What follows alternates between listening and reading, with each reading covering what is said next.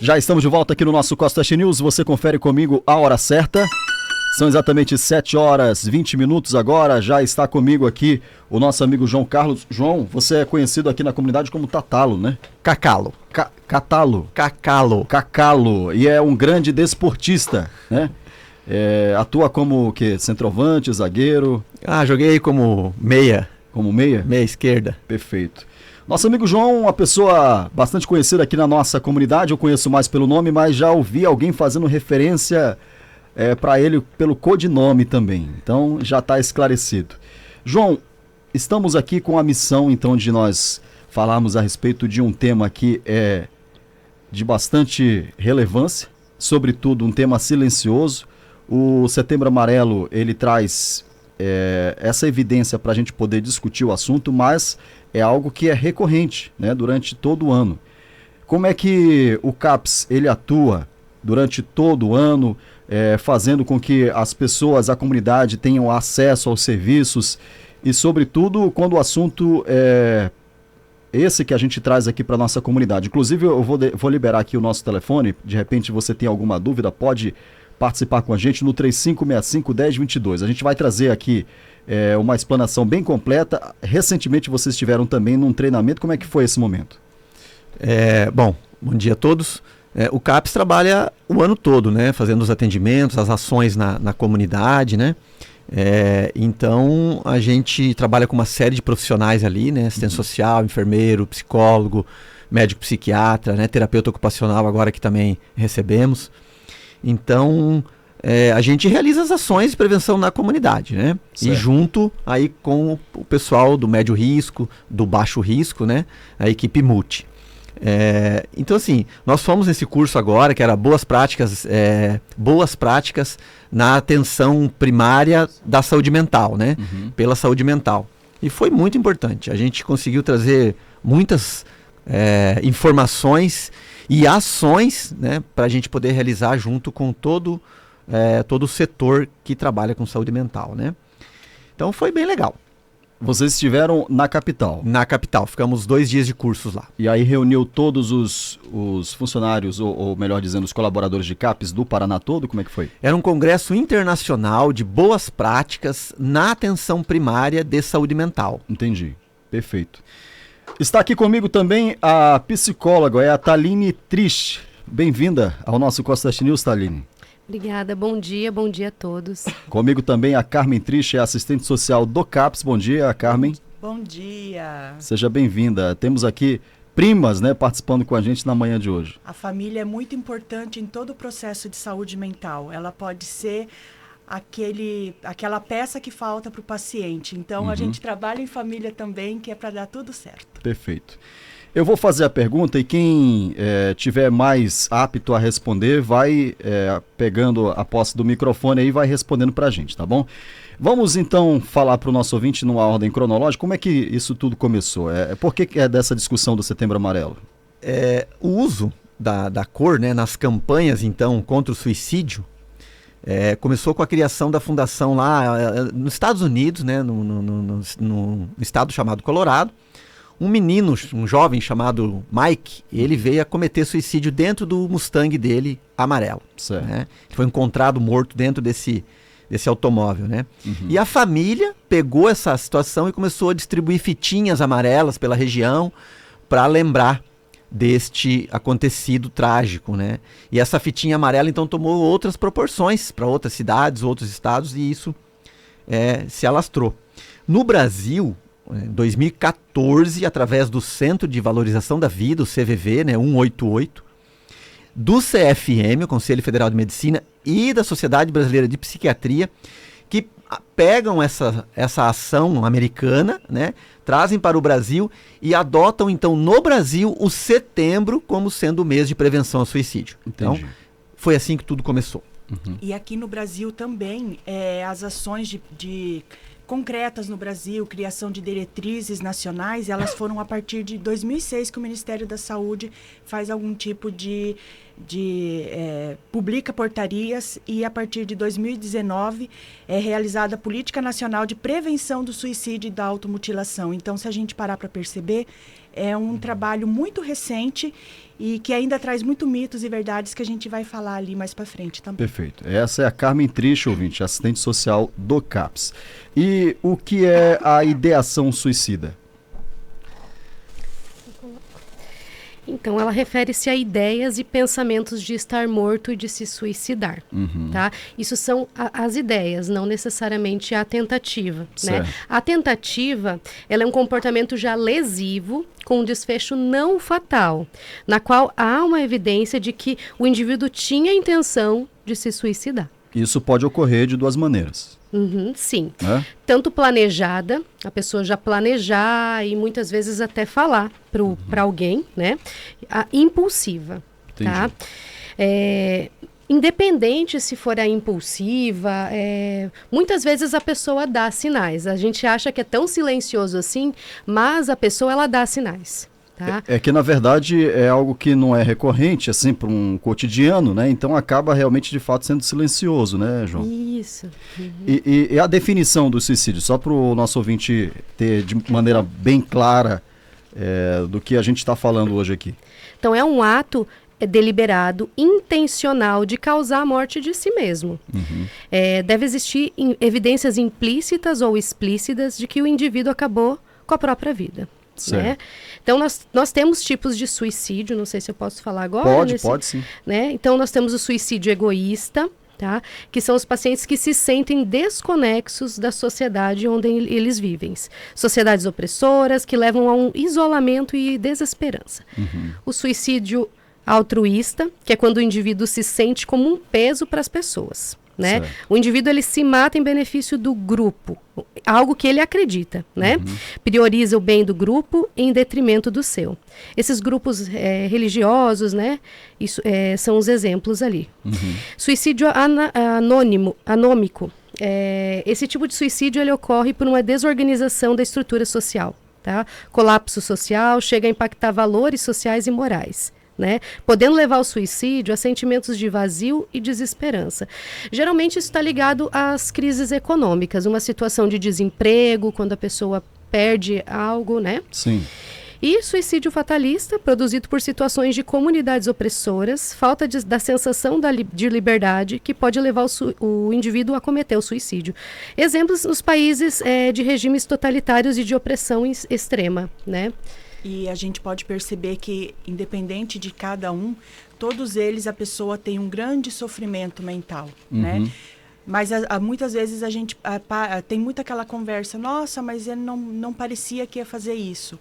Mas todas elas estão em grande sofrimento. Eu vou fazer uma pergunta aqui bem comum, porque a depressão, ela pode desencadear para um suicídio?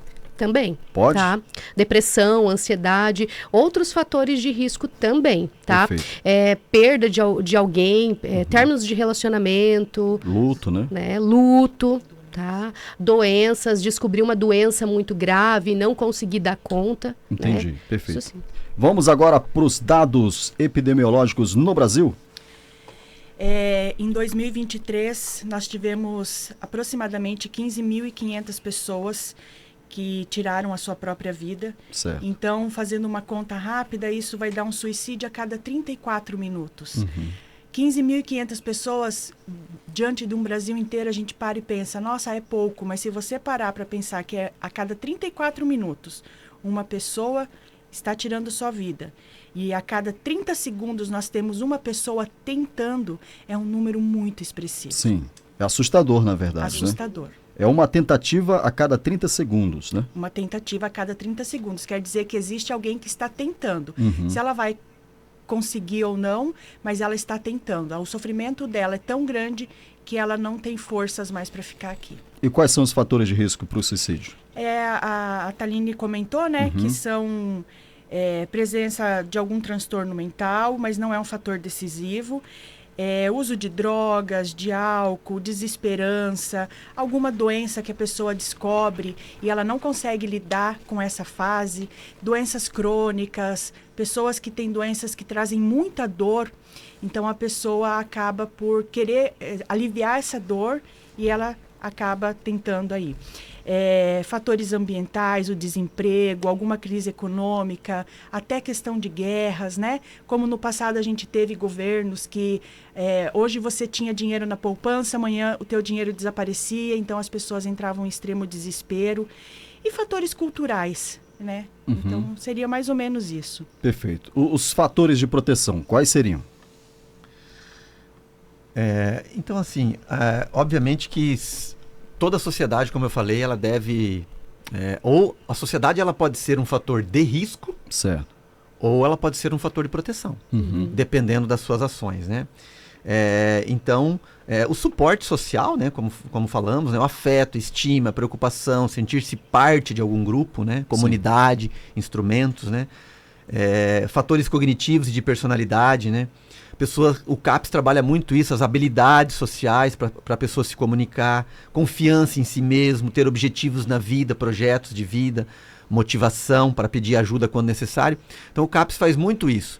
A Dona Maria, ela vem pedindo que ela só quer cozinhar, voltar a cozinhar para a família dela, e é isso que a gente vai trabalhar com ela, né? Certo. A gente não vai contra esse projeto de vida dela, né? Então, as estratégias de prevenção, elas devem incluir vigilância e pesquisa, identificação de grupos vulneráveis, aumento do treinamento e educação sobre o tema, tratamento, intervenção no período das crises, obviamente, né?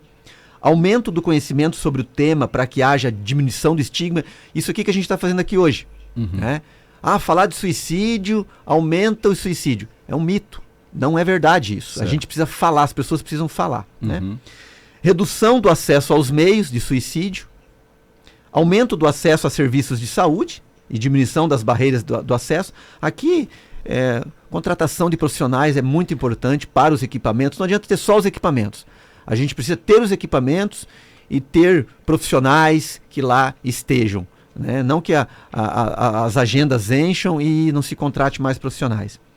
O encorajamento da mídia para a adoção de melhorias de políticas e práticas ao divulgar o suicídio. E aqui, a gente trouxe do curso agora, a Organização Mundial da Saúde, ela lançou uma campanha em 2021, Live Life, que é Viva a Vida. Então eles colocaram 4 eixos importantes para que o suicídio seja prevenido de uma forma mundial, assim, né? Sim. Então ela diz o seguinte: os 4 eixos são limitar o acesso então aos métodos de suicídio, como pesticidas e armas de fogo altamente letais, né, perigosas. Educar a mídia sobre a cobertura responsável do suicídio, a Organização Mundial da Saúde coloca isso. Promover habilidades socioemocionais para a vida dos adolescentes. Olha que importante. Os adolescentes, jovens adultos de 15 a 29 anos são os que mais cometem suicídio. De 15 a 29? De 15 a 29 anos. Identificação precoce, avaliação, gestão e acompanhamento de qualquer pessoa afetada por pensamentos ou comportamento suicida. Então isso engloba muita coisa, né? Perfeito. Ok? A gente tenta trabalhar muito, tanto a atenção primária quanto o CAPS, envolver a família nesse processo também, porque é o ponto de apoio que aquela pessoa pode ter, a rede de apoio que ela pode ter. Então a gente tenta sempre orientar a família, trazer a família para dentro do CAPS também, para dentro da unidade básica, para que ela entenda esse processo e que ela possa ajudar o seu paciente também. Já estamos de volta com a segunda parte da nossa entrevista, falando sobre Setembro Amarelo. Comigo, os colaboradores do CAPS, temos a participação de assistente social, o coordenador do CAPS e também a psicóloga, que estamos trazendo para a nossa audiência a discussão sobre suicídio. E agora participa comigo a psicóloga que está aqui, é a Mariane. Aliás, a Mariane seria a coordenadora, né? Que vale a pena a gente também ressaltar que está aqui conosco. Na parte externa aqui do nosso estúdio, a Thaline Triste. Isso. Trazendo então a respeito dos sinais de risco ao suicídio. Antes só de falar, eu trabalho com toda a equipe, a gente é um trabalho que é unido, né? Sim. Mas eu pertenço à atenção primária, que seria bem da prevenção, tá? Da equipe multi, a gente faz vários trabalhos aí, depois a gente vai falar. Deixa eu só tirar, já que você tocou nesse assunto, deixa eu só tirar, porque você falou, aí surge uma dúvida para nós aqui. Tá. A atenção primária, o atendimento ocorre no CAPS mesmo ou não? Não. Já seria onde? Algumas vezes na unidade de saúde, mas nós temos a gente atende ali na Academia da Saúde, ao lado do postinho de saúde central. Entendi, tá? perfeito. Mas também a gente vai nas unidades com a Academia da Saúde ou fazendo algum tipo de acolhimento também. Ok. Tá? Então vamos lá, trazendo Os essa sinais. questão dos sinais de risco ao suicídio? Então, muitas vezes a pessoa ela dá sinais, né? O que vocês poderiam perceber, né? Mudança na personalidade da pessoa, uma irritabilidade extrema, apatia, não tem vontade de nada, não Certo. tem desejo de nada, e depressão, né? Ansiedade, está muito ansiosa por alguma coisa. A ansiedade é natural, né? Mas é um nível que a pessoa não está dando conta, ela começa a ter crises, tá? Mudança nos hábitos alimentares e sono. O que é isso? Ou dorme muito, ou dorme muito pouco. A insônia também é um fator, tá? E a mudança nos hábitos alimentares, o que seria isso? A pessoa que não tem vontade de comer, né? Doenças psiquiátricas, né? O alcoolismo, ansiedade e pânico, como eu já falei da ansiedade. O pânico seria as crises mesmo, né? Quando a pessoa tem uma perda recente, como a morte de alguém, ou divórcio, né? Menção repetida de se matar. A pessoa às vezes fala que quer sumir, que não quer mais estar aqui, que quer morrer, né? Comportamento retraído e inabilidade de se relacionar com famílias e amigos. O adolescente, muitas vezes, ele fica mais isolado, mas é diferente, tá? Geralmente, ele não quer se relacionar com ninguém. Às vezes, era uma pessoa que era extrovertida e simplesmente ela começou a se isolar. Odiar-se, sentimento de culpa e vergonha extrema, sentir-se sem valor, essas falas, eu não tenho valor, eu não valho nada para vocês, né? Sentimentos de impotência, solidão e desesperanças, cartas de despedidas e desejo súbito de concluir os afazeres, organizar os documentos, fazer testamento e as doenças, né? Pessoas que descobrem uma doença muito séria que ameaça a vida e aí às vezes acontece, né? Antes de a gente ir para outra parte aqui da nossa discussão de hoje, eu queria que você, de um modo bem simples, eu te dar um desafio. Falasse pra gente, porque às vezes a ansiedade, crise de pânico, elas se confundem, né? Como é que a gente consegue diferenciar? Pelo menos pra mim, não sei se pro nosso ouvinte isso também acontece, mas qual é a linha tênue, assim, entre um e o outro? Na verdade, eles andam junto, né? E a questão do pânico, daí já é um excesso, a pessoa tem medo, ela não consegue fazer as coisas, né? Então, seria mais isso, assim. E às vezes o ouvinte lá pode estar vivenciando a crise de ansiedade, mas o que é que caracteriza, assim? Quais são os comportamentos que... Às vezes eu tenho ansiedade e pode parecer e já ser uma crise, eu não sei. Você entende a minha pergunta? A ansiedade, na verdade, não é que ela vai levar todas as pessoas que sofrem desse transtorno, nem o pânico, levam alguém ao suicídio. São fatores que podem acontecer. O que a gente escuta muito na clínica? Eu tô com muita angústia, naquele momento que eu pensei em me matar, foi porque eu não estava dando conta mesmo. Aquelas crises vinham uma atrás da outra, eu estava com sufocamento, eu estava com esse medo e eu não sabia se eu ia conseguir sair daquilo ali. Então, muitas vezes vem esse pensamento após uma crise ou durante a crise ali, né? Perfeito. Tá. Obrigado, viu, pelo esclarecimento. É que no dia a dia, às vezes, o que acontece? Eu acho que a gente nunca foi preparado para os desafios da vida, né? Então, quando eles acontecem, que você se depara com algo que realmente acua você ali, né? Que você se sente coagido, e aí realmente causa essa angústia, né, esse sofrimento, e por isso que eu lancei o desafio para vocês, para que realmente a nossa audiência entenda o que difere um de outro, e de repente o nosso ouvinte até em algum momento passou por isso e nem sabe, não é verdade? Você ter medo é um sentimento normal. Certo. Você ficar ansioso, nós aqui estamos com o nosso coração palpitando um pouco mais, a mão está tremendo, porque nós estamos diante de uma situação que ela não é corriqueira para nós. Sim. Né? É uma coisa natural para você, para nós não. Mas é uma ansiedade normal, é um medo normal. Agora, se isso começar a fazer com que eu não consiga falar, que eu fique travada, que eu comece a ficar com um medo intenso, uma ansiedade intensa, meu coração querendo sair pela boca, tremedeira, que seja uma coisa paralisante, aí a gente já precisa começar a se preocupar, ir até a unidade de saúde, conversar com o médico e conseguir fazer o manejo dessa situação com a gente mesmo. Então a questão é paralisante. Às vezes a gente não consegue, aí a gente precisa de ajuda. Entendi, perfeito. Vamos avançando agora falando sobre mitos e verdades sobre o suicídio. Isso traz muito, né, do senso comum, às vezes, né, a comunidade coloca algumas falas e essas falas elas vão se perpetuando na comunidade, só que não é muitas vezes o que a ciência aponta nas pesquisas, né? Sim. Então, mito. A pessoa suicida está decidida a morrer, né? Isso é um mito.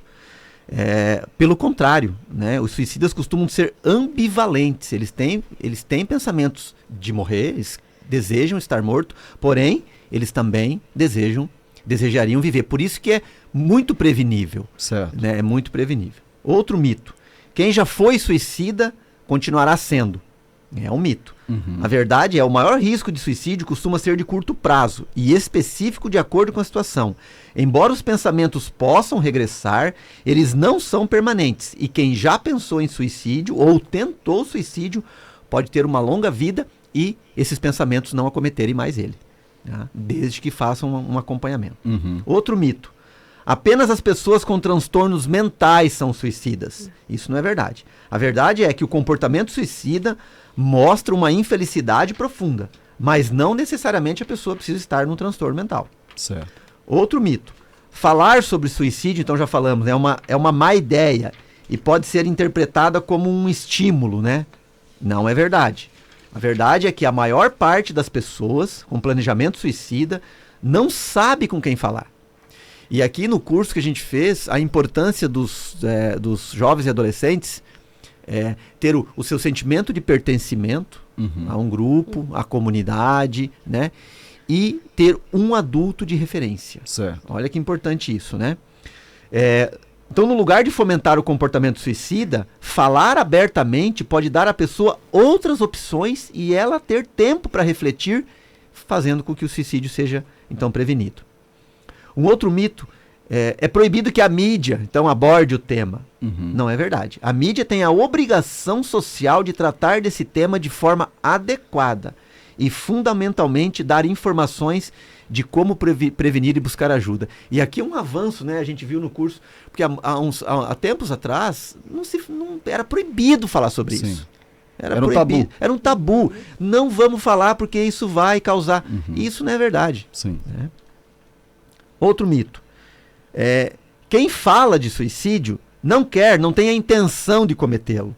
Não é verdade. A verdade é que quem fala de suicídio está pedindo ajuda. As pessoas que ameaçam se matar só querem chamar a atenção. Outra inverdade. E é muito comum mesmo. A verdade é que boa parte dos suicidas manifestou dias antes que iriam fazer. Sim. Frequentemente dizem, inclusive, aos profissionais de saúde. Tem um dado que diz que chega a ser 80% dos casos de suicídio, a pessoa procurou, nos últimos 30 dias, ela procurou ou uma unidade básica de saúde, ou qualquer outro equipamento, né, nos últimos 30 dias. Ela foi fazer uma consulta. Talvez ela não tenha falado, mas ela foi. Outro mito. Quando um suicida sobrevive a uma tentativa, ele está fora do perigo. Não é verdade. A verdade é que um dos períodos mais perigosos é quando se está melhorando da crise, ou quando ainda se está no hospital. A semana seguinte da tentativa é crucial. Né? E aqui, o dado final, né, diz que os homens, então, eles se matam mais do que as mulheres, né? Apesar das tentativas pelas mulheres serem mais altas, né? Muitas tentativas a mais, mas os homens são mais letais. Né? Então, há uma crescente no Brasil aí de jovens e adultos de 15 a 29 anos. E um dado importante, Muito importante. 94% dos suicídios aconteceram em casa. E daí, então, a importância que a gente faz da orientação aos familiares. Perfeito. Eu quero agradecer a presença de vocês na manhã de hoje aqui para a gente estar abordando um assunto muito importante. Nós temos casos na nossa região aqui de suicídios, né, infelizmente. E esse momento aqui é para que a gente possa realmente prevenir que isso volte a acontecer. A gente preza pela vida, o nosso trabalho é ligado, associado à alegria, ao entretenimento, justamente promovendo cada vez mais a informação. A gente encerra o jornal aqui sempre às 8 da manhã e na sequência vem um bom dia com muita música, diversão, justamente para que a gente celebre a vida, né? Outro dia eu vi um recorte de um vídeo que dizia assim, você acordou, né? Você está respirando, então o mundo precisa de você. Isso foi algo assim realmente impactante e é o que tem permeado a minha vida dali, não por causa do vídeo, né? Isso já acontecia antes, mas às vezes essas mensagens, né, elas chegam realmente para dar aquela motivação para a gente, que a gente precisava. Você, como eu disse agora há pouco, se sente acuado, coagido por algum desafio, algum obstáculo, uma dívida, não sei, alguma questão pessoal, e isso realmente às vezes nos paralisa, né? E eu queria te dar a oportunidade, João, porque eu não sei, mas deve acontecer, as pessoas confundirem muito o serviço que vocês executam ali. De repente, procuram uma assistência social e se dirigem ao CAPS. É correto fazer isso ou não? O que é o papel do CAPS? O que é o papel, por exemplo, aqui, eu acho que é o CRAS que nós temos aqui vizinho também, ou é CREAS, não lembro? CREAS. O CREAS aqui é muito próximo, uma quadra, acredito que separa vocês dois aqui. O que é a tarefa de cada um? Existe essa confusão, só que chegando em qualquer serviço, a pessoa vai ser muito bem orientada. A gente tem o costume de ligar para aquele outro serviço e explicar, olha, está indo uma pessoa aí, ela veio até aqui, não era aqui. Mas a gente sempre pede que aquele paciente que não está se sentindo bem, que ele procure a sua unidade básica de saúde. Por quê? Porque ali é o seu território, ali ele conhece aquele médico, acompanha, a enfermeira, a CS, né? Então, sempre é importante que ele procure a sua unidade básica, porque é a sua casa. Entendi. Mas se a pessoa que está com pensamento ou faz uso de álcool, drogas, ele não quer ir até a unidade básica, o famoso postinho, né? Falar assim, para o pessoal entender. Sim.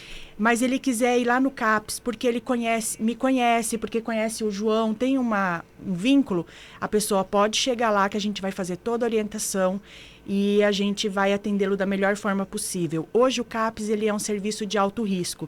Então a gente primeiro tenta o manejo na unidade básica com a equipe multi, através do trabalho maravilhoso que elas fazem, muito engajado. E quando não há mais, que a necessidade é muito maior e esse paciente precisa de maiores cuidados, ele vai para o CAPS. No CAPS a gente tem médico, tem psicóloga, né? E nós temos os nossos grupos, que aí tem toda a equipe multiprofissional que faz esse atendimento. Temos grupo de atividade física, de alongamento, atividade recreativa. Temos o grupo para os pacientes do Nova Semente, que são pacientes que tiveram contato com álcool, drogas ou ainda estão nesse momento tentando manejar.